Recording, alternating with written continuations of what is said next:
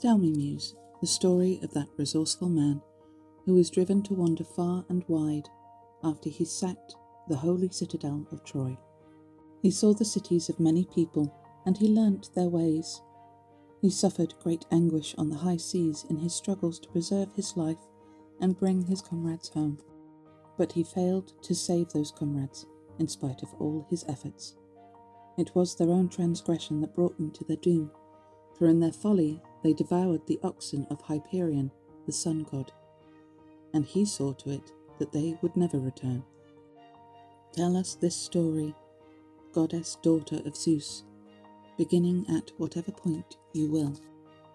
All the survivors of the war had reached their homes by now, and so put the perils of battle and the sea behind them. Odysseus alone was prevented from returning to the home and wife he yearned for, by that powerful goddess, the nymph Calypso, who longed for him to marry her, and kept him in her vaulted cave. Not even when the rolling seasons brought in the year which the gods had chosen for his homecoming to Ithaca was he clear of his troubles, and safe among his friends. Yet all the gods pitied him, except Poseidon, who pursued the heroic Odysseus with relentless malice, till the day when he reached his own country. Poseidon, however, was now gone on a visit to the distant Ethiopians, in the most remote part of the world, half of whom live where the sun goes down, and half where he rises. He had gone to accept a sacrifice of bulls and rams, and there he sat and enjoyed the pleasures of the feast. Meanwhile, the rest of the gods had assembled in the palace of Olympian Zeus, and the father of men and gods opened a discussion among them.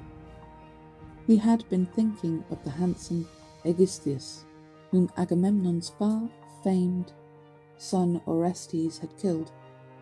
It was with Aegistheus in his mind that Zeus now addressed the immortals.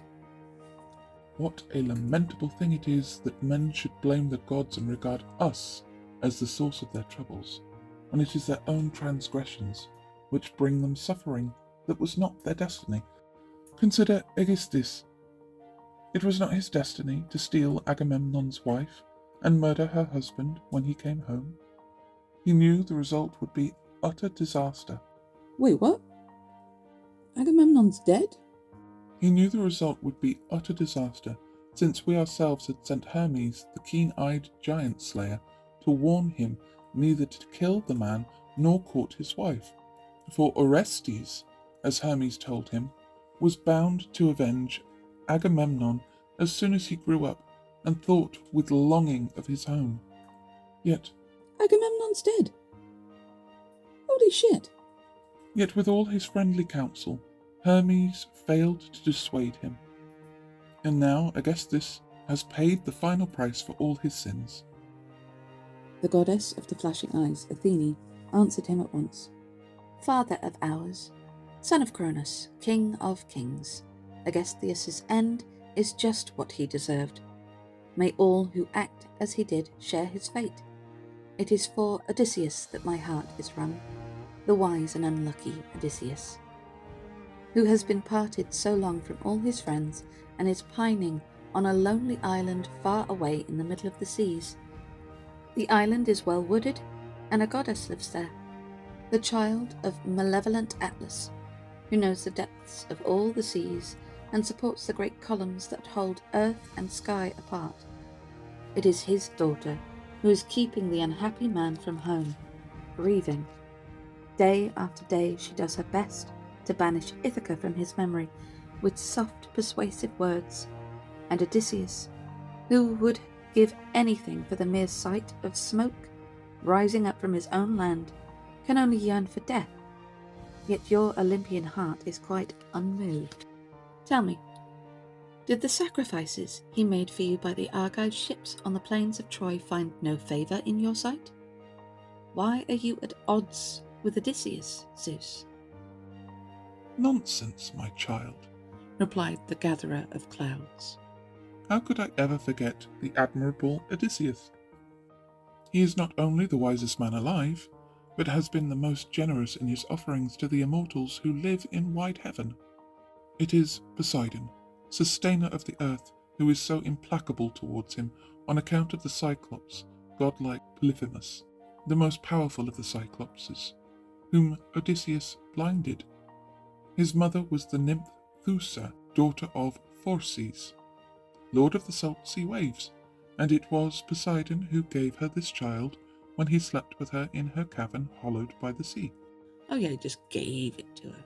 That is why ever since Polyphemus was blinded, Poseidon, the earth-shaker, has kept Odysseus in exile, though he stops short of killing him. But come now, let all of us here together contrive a plan to bring him home. Poseidon will relent, for he will not be able to struggle on alone against the united will of the immortal gods.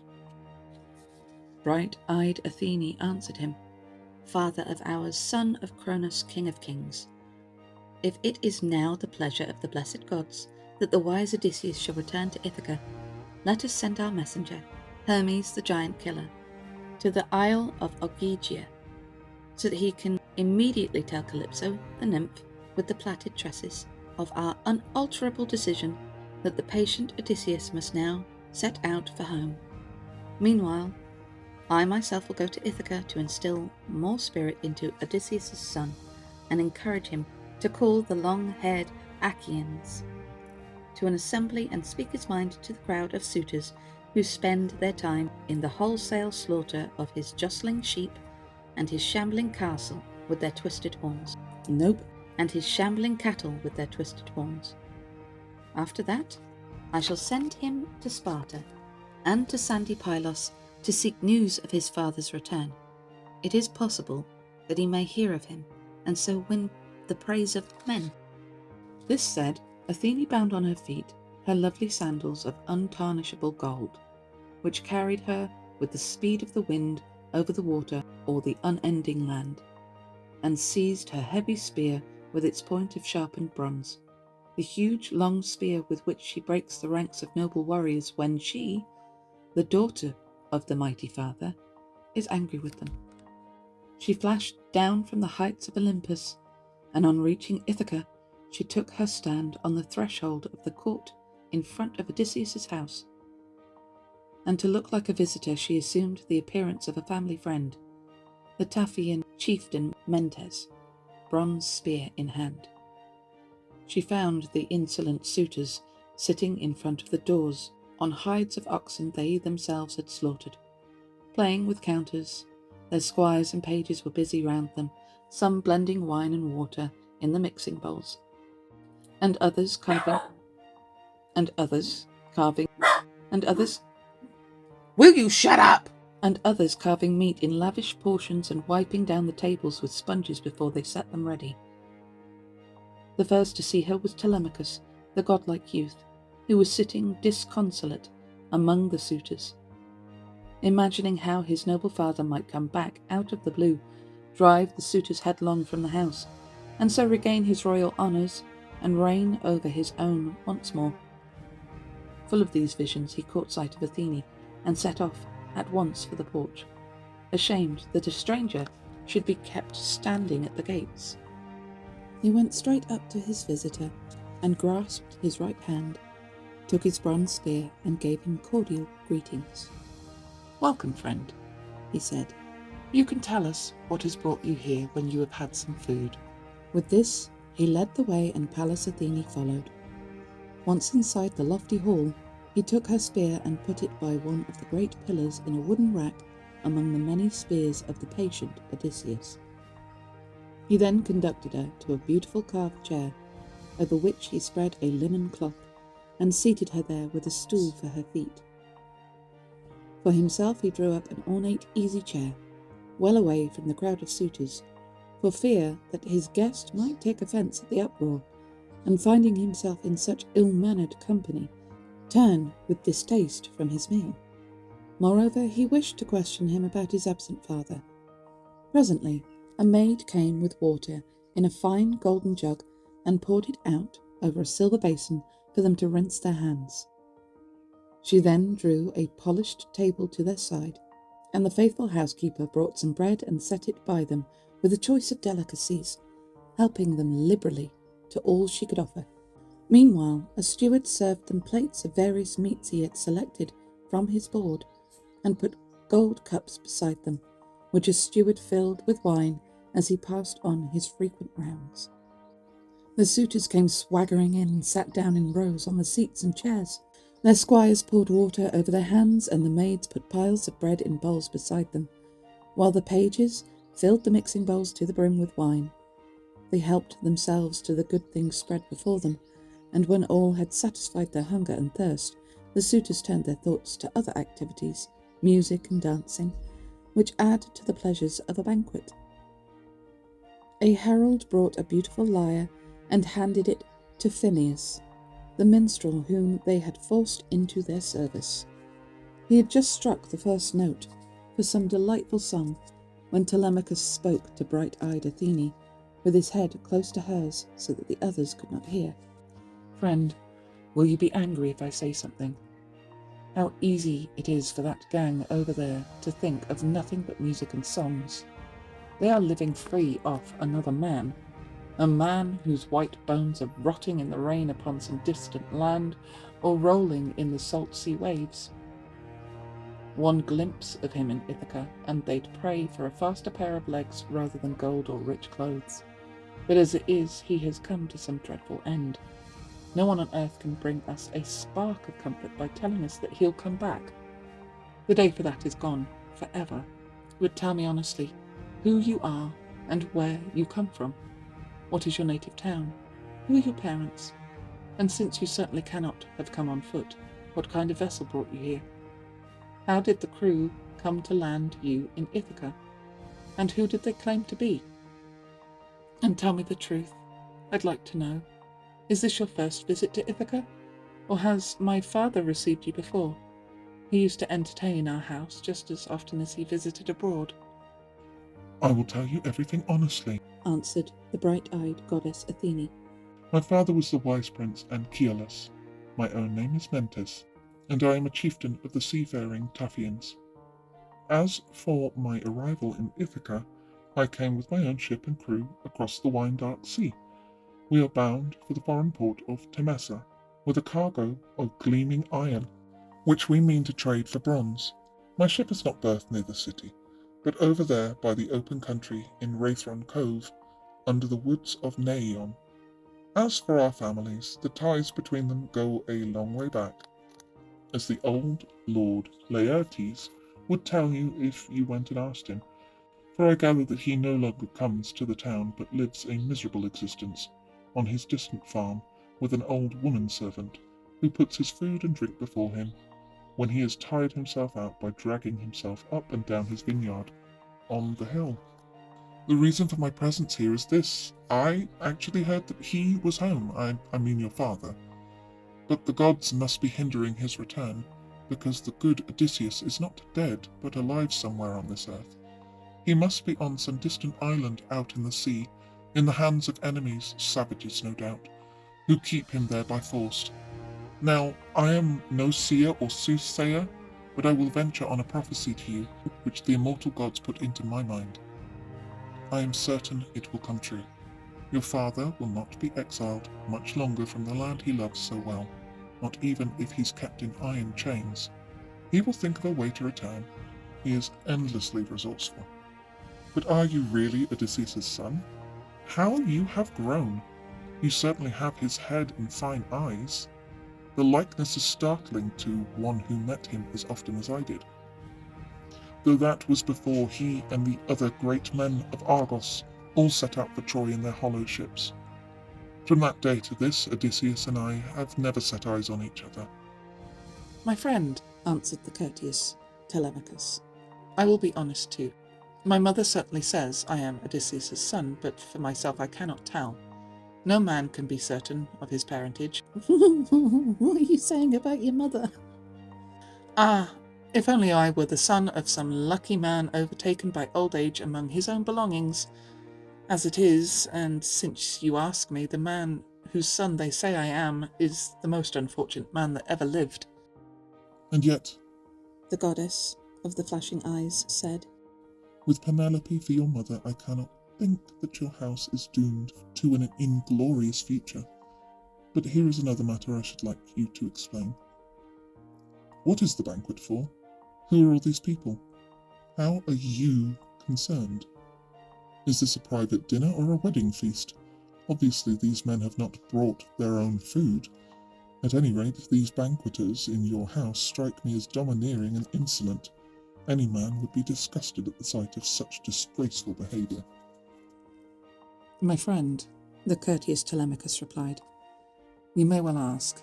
There was a time when this house was, by way of being prosperous and respectable, when Odysseus was still among us, but since then the gods have had other and more sinister designs, and they have served him as they have never served a man before. They have made him vanish. His death itself, if he had fallen among his men at Troy or died in friendly arms at home, with all his fighting done, would have caused me less distress. For in that case, the whole Achaean nation would have joined in building him a mound, and he would have left a great name for his son to inherit. But there was to be no famous end for him. The storm fiends have snatched him away. He is gone where he cannot be seen or found, and to me has left nothing but sorrow and tears. Nor is it only on his account that I am sighing and grieving, for the gods have gone on piling other troubles on my head.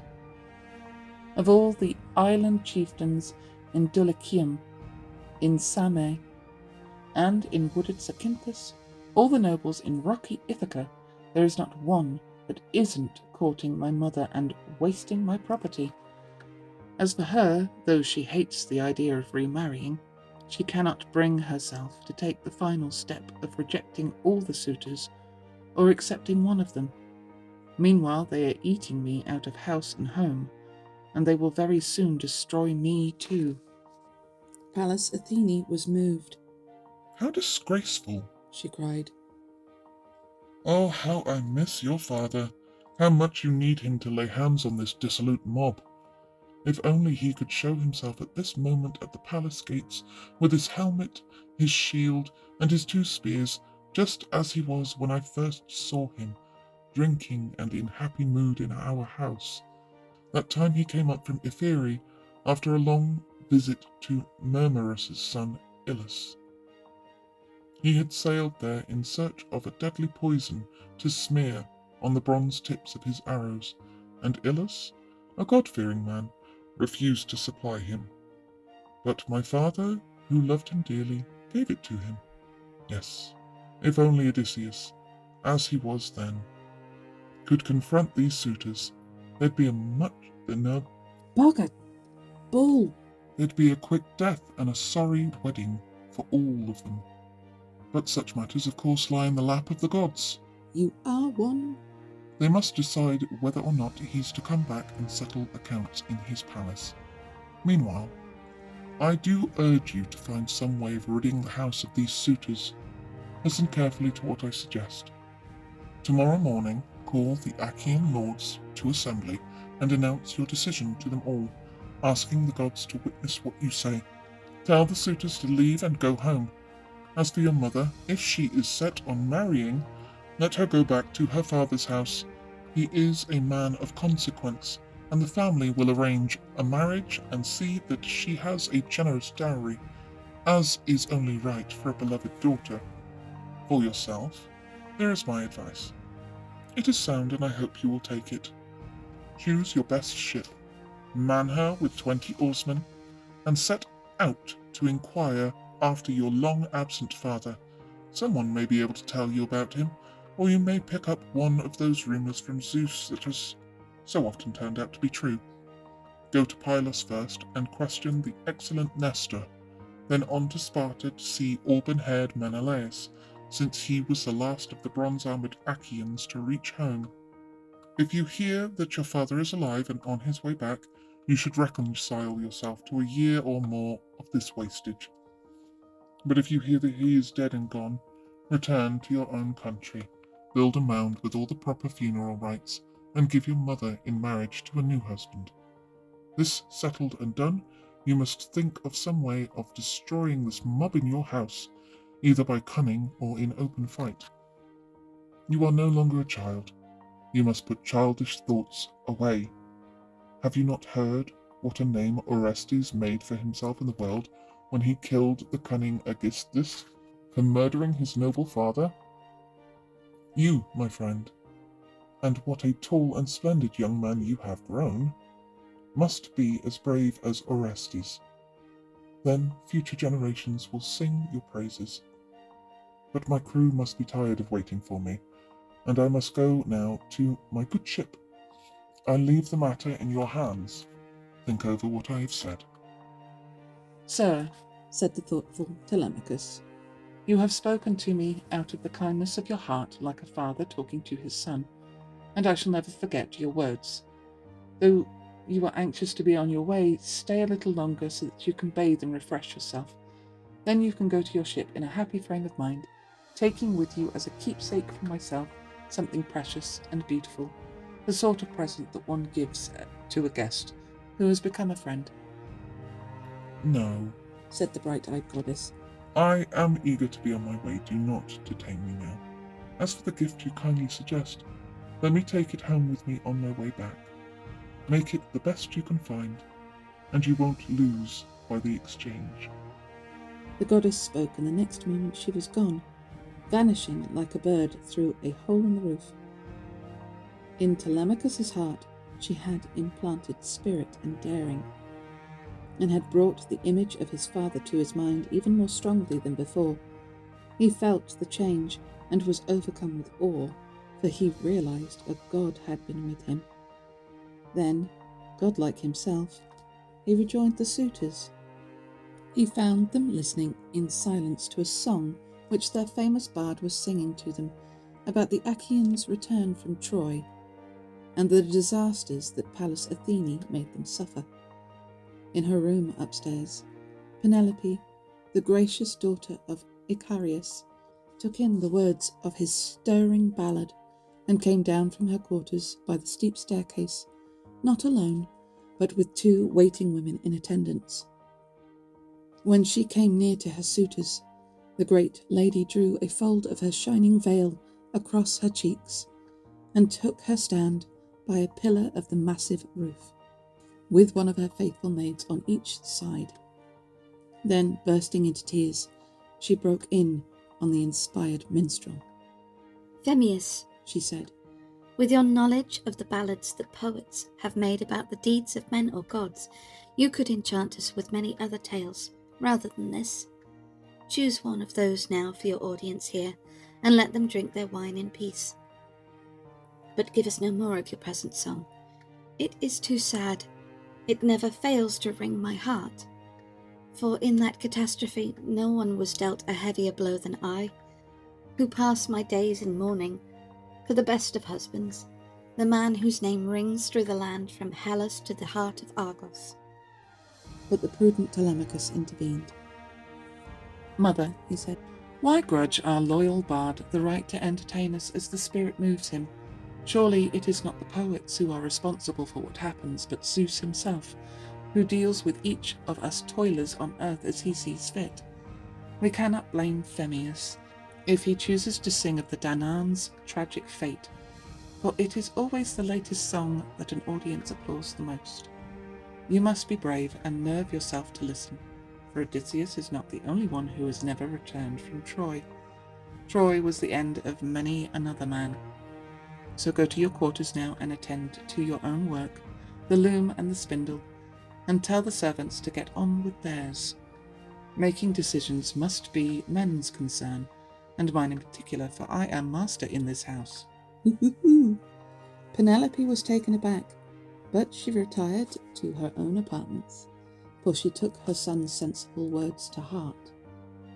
Attended by her maids, she went upstairs to her bedroom, and there she wept for Odysseus, her beloved husband, till bright-eyed Athene closed her eyes in sweet sleep. Meanwhile, in the shadowy hall, the suitors burst into uproar, and each man voiced a prayer that he might sleep with her.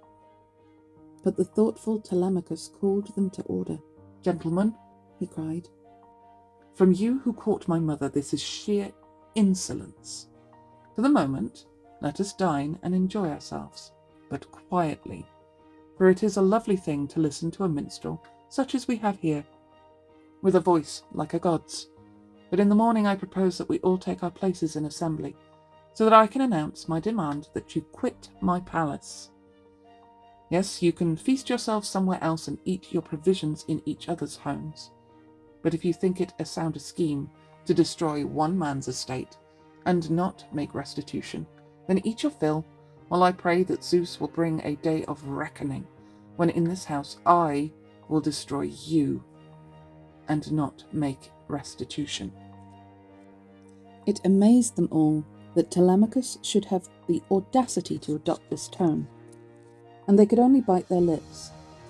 But at last Antinous, Eupeithes' son,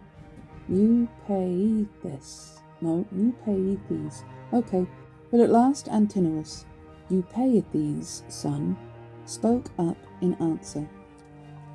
It is obvious that the gods are teaching you this bold and haughty way of speaking. Being your father's son, you are heir to this island realm. Heaven grant that you may never be its king. Antinous, The prudent Telemachus answered. it may disappoint you to learn that I would gladly accept that office from the hands of Zeus. Perhaps you argue that nothing worse could happen to a man. I, on the contrary, maintain that it is no bad thing to be a king, to see one's house enriched and one's authority enhanced. However, the Achaeans are not short of princes. Young and old they swarm in the sea-girt Ithaca. And since the great Odysseus is dead, let one of them succeed him. But I intend at least to be master of my own house and the servants whom my royal father won for me in war. This time it was Eurymachus, son of Polybus, who answered him. Telemachus, the gods must of course decide who is to be our king in sea-girt Ithaca, but by all means keep your own belongings and rule your own house. I pray that no one comes and lays violent hands on your property, as long as there are people in Ithaca. But, my dear Telemachus, do tell us something about that guest of yours. Where did that man come from? What account does he give of his country? Who might his people be? And what is his native land? Does he bring news of your father's coming, or is he here on business of his own? He looked distinguished, but he jumped up and was gone so suddenly that he gave one no time to get to know him. Eurymachus, The sensible Telemachus replied. it is certain that my father will never come back, so I no longer believe any rumours, whatever their source, nor have I any use for the skill of such diviners as my mother may call in for consultation. As for my guest, he is an old friend of my father from Taphos. He introduced himself as Mentes, the son of wise Anchialus, the chieftain of the seafaring Taphians. This is what Telemachus said, but in his heart he knew her for an immortal goddess. From then till dusk they gave themselves up to the pleasures of dancing and the delights of song. Night fell and found them still revelling, but at last they went off to bed, each to his own house. Telemachus, busy with his thoughts, retired to his own bedroom, a lofty chamber in a fine courtyard, with a clear view on every side. He was escorted by the faithful Eurycleia, who carried a blazing torch. This Eurycleia was the daughter of Ops and granddaughter of Paesanor. Laertes had procured her at his own cost long ago, when she was still a girl, for the price of 20 oxen. He had treated her in his home with all the respect due to a loyal wife, though for fear of his wife's displeasure he had not slept with her. It was she who now served as torchbearer to his grandson, and she of all the household women loved him most, for she had nursed him as a child. Telemachus threw open the door of his solidly built room, sat down on the bed, and took off his soft tunic, which he put in the wise old woman's hands. After folding it and smoothing it out, She hung it on a peg by the wooden bedstead and withdrew from the bedroom, pulling the door to by the silver handle and shooting the bolt home by means of its leather thong. And there, all night long, under his woolen blanket, Telemachus lay planning in his mind the journey that Athene had suggested.